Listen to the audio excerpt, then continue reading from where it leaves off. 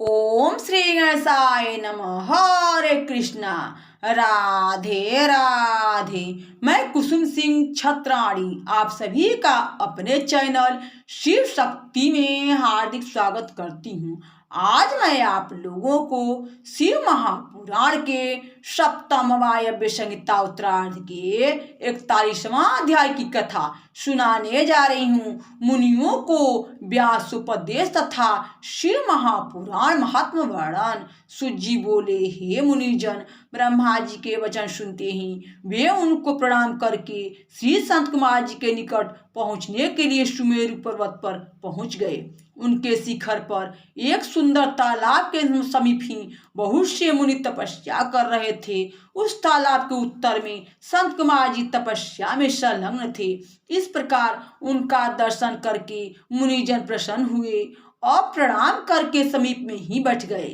पुनः अपने नेत्र खोलकर श्री संत कुमार जी से ने मुनि ऋषियों को देखा और कहा, हे ऋषिगण, आप लोग कहाँ से आ रहे हैं? इतना कहकर मुनिगणों ने अपना संपूर्ण वृत्तांत उनसे कहा। उस समय गणों के साथ श्री नंदीश्वर जी भी विमान रूढ़ होकर वहां आ गए। उनका दर्शन करके सारे ऋषियों के साथ संत कुमार जी अपने आसन से उठकर साष्टांग दंडवत प्रणाम किया और हाथ जोड़कर प्रार्थना करने लगे। हे नंदीश्वर जी, इन नैमिषारण्य निवासी मुनिजनों ने 10,000 वर्ष का बड़ा विस्तृत यज्ञ किया है। उसकी समाप्ति हो जाने पर फिर पितामह ब्रह्मा जी के आगे अनुसार आपकी शरण प्राप्ति के लिए यह लोग यहाँ आए हैं। अब आप इनका परम कल्याण करें। सूत जी बोले, इस प्रकार संत कुमार जी के वचन सुनकर नंदीश्वर जी ने उन मुनियों की ओर कृपा दृष्टि द्वारा देखा। फिर शिव जी के दिव्य ज्ञान का उपदेश दिया। हे ऋषियों, यह परम ज्ञान वेद व्यास जी को आकर संत कुमार जी ने सुनाया।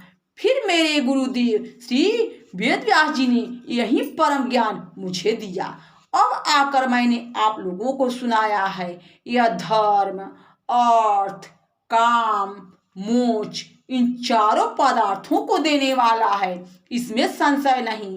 इस पुराण को सुनाने से आप लोगों के साथ मैंने अपना भी कल्याण किया है। हे ऋषिगण, और मुझे जाने की आज्ञा प्रदान करें। भगवान सदाशिव आपका मंगल करें। ऐसा कह और आशीर्वाद देकर सूजित चले गए। मुनियों ने पूजनीय प्रयाग का अपना यज्ञ समाप्त किया। कलयुग का आगमन देख काशी में अपना निवास बनाया।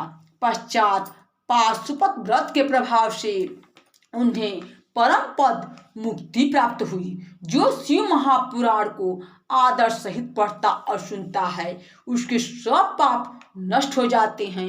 अभक्त भक्त हो जाता है और भक्त की समृद्धि बढ़ती है। फिर सुने तो सदगति और पश्चात सुनने से मुक्ति प्राप्त होती है। मुमुक्ष जन इसकी 5 आवृत्तियां कर परम फल के भागी होते हैं।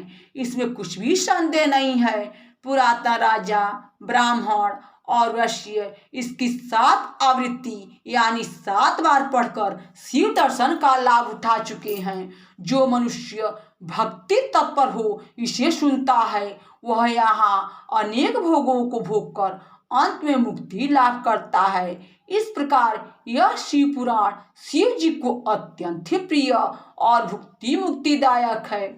इसके वक्ता और श्रोता का गणपति, कार्तिक और पार्वती सहित शिव जी सर्वदा कल्याण करते हैं। यहाँ शिव महापुराण के सप्तम वायव्य संहिता उत्तरार्ध के 41वां अध्याय की कथा समाप्त हुई।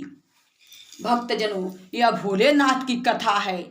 मैं पूरे शिव पुराण की कथा यूट्यूब पर डाल दी। भगवान भोलेनाथ की कृपा और मैया भवानी के आशीर्वाद से पूरे शिव पुराण की कथा यूट्यूब पर डाल चुकी हूँ। यह कथा अंतिम कथा है। आप लोग इसे श्रवण करके, मनन करके, कीर्तन करके अपने जीवन का कल्याण कीजिए, उद्धार कीजिए, आगे का मार्ग प्रशस्त कीजिए। क्योंकि यह मानव जोड़नी बड़ी भाग्य से मिलता है। एक मानव जोनि के बिगड़ जाने से 84 लाख जूनियों का चक्कर काटना पड़ जाएगा।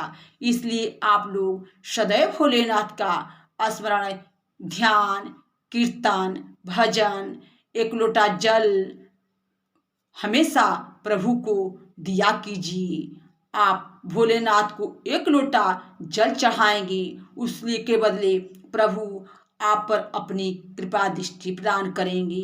बोलो शंकर भगवान की जय, मैया भवानी की जय। भक्तजनों, मैं एक बार फिर आप सभी से अनुरोध करती हूँ कि मैं कुसुम सिंह छत्राणी एक एक पाठ यानी एक एक अध्याय शिव महापुराण का यूट्यूब पर डाल रखी हूँ।